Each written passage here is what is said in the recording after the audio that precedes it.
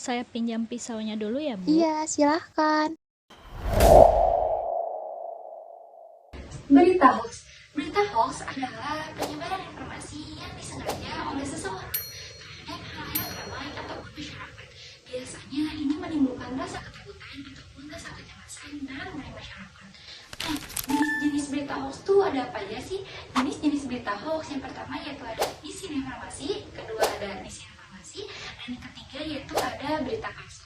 Selanjutnya kita akan membahas mengenai hukum dasar mengenai penyebaran berita hoax di Indonesia.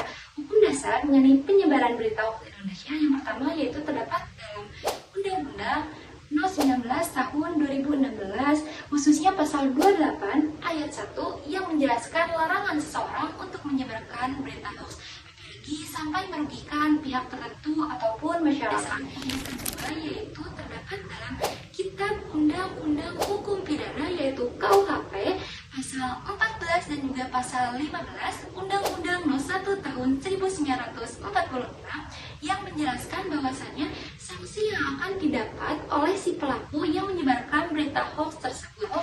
Sanksi yang akan didapat oleh si penyebar berita hoax di Indonesia yang pertama, ia akan mendapatkan sanksi hukuman pidana maksimal selama 6 tahun penjara. Selanjutnya, ia juga akan dikenakan biaya denda maksimal 1 miliar rupiah.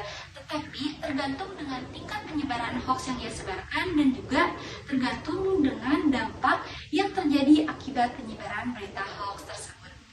Dampak dari penyebaran berita hoax ini yang akan terjadi yang pertama yaitu dampak sosial. Dampak sosialnya akan terjadinya kekacauan, apalagi diakibatkan oleh konflik yang terdapat dalam lingkungan masyarakat. Yang kedua yaitu dampak ekonomi.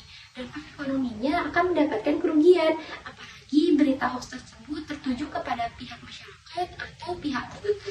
Yang dilakukan oleh pemerintah Indonesia sebenarnya banyak, salah satunya yaitu dengan cara sosialisasi literasi digital dan juga memberikan sanksi.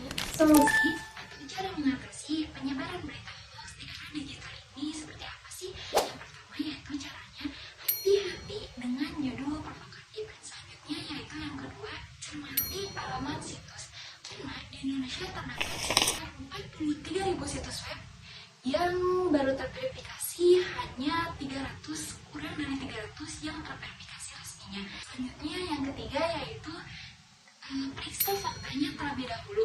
Misalkan periksa faktanya tuh yang pertama cek dulu nih sama kita dari mana sih berita tersebut asalnya. Yang kedua, apakah berita tersebut terverifikasi situs resmi apakah tidak.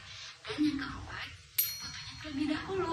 Karena selain dari memanipulasi tulisan, memanipulasi foto ataupun video itu lagi marak di masyarakat. Karena video atau foto itu dapat diedit dan dapat